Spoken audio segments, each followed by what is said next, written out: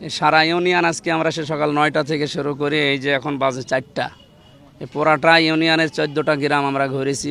প্রায় বাড়ি বাড়ি না গেলেও মেন মেন জায়গাগুলো গিয়েছি।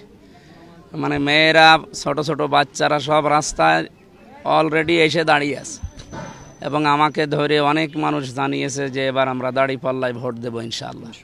সাড়া ভালো আছে। এখন দেখি বিরোধী যারা আছে ওনারাও মাঠে আসুক, আমরা সবাই প্রতিদ্বন্দ্বী না প্রতিযোগিতা করবো ইনশাল্লাহ।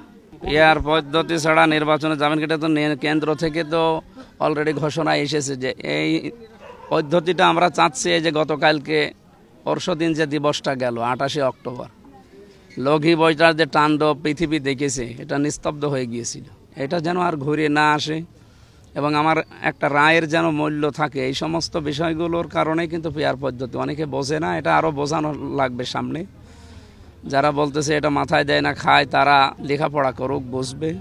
এবং এইটা আমার মনে হয় সামনে কার্যকর হয়ে যাবে। যেহেতু গণভোট আসতেছে সামনে, এই নভেম্বরের ভেতরে গণভোট আরম্ভ হবে।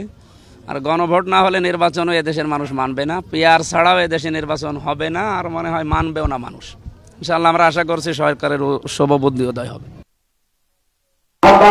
ইসলামের পক্ষে থাকবে। হ্যাঁ, আমি আবার বলছি, আমার চাইতে যদি সব নির্ভীক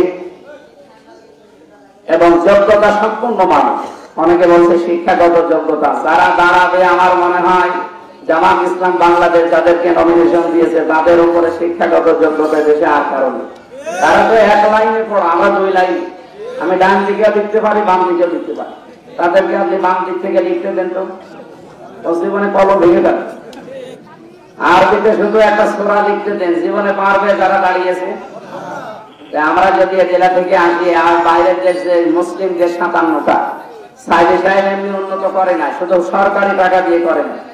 উনি বাইরের দেশ থেকে 57টা মুসলমান দেশ থেকে টাকা পয়সা এনে নিজের এলাকা বিধান সাইডে সাইডে পিরোজপুরে মনে হবে যে জান্নাত বানিয়ে ফেলেছে।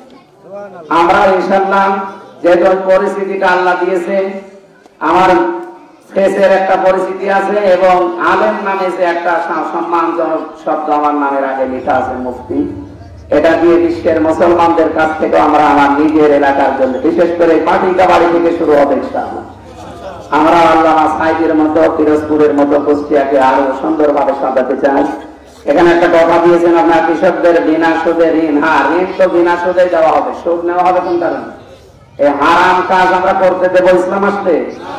সুদের যে ব্যাপারটা আছে এটা মাইনাস করে বিনা সুদে ঋণ দেওয়া হবে ইনশাআল্লাহ।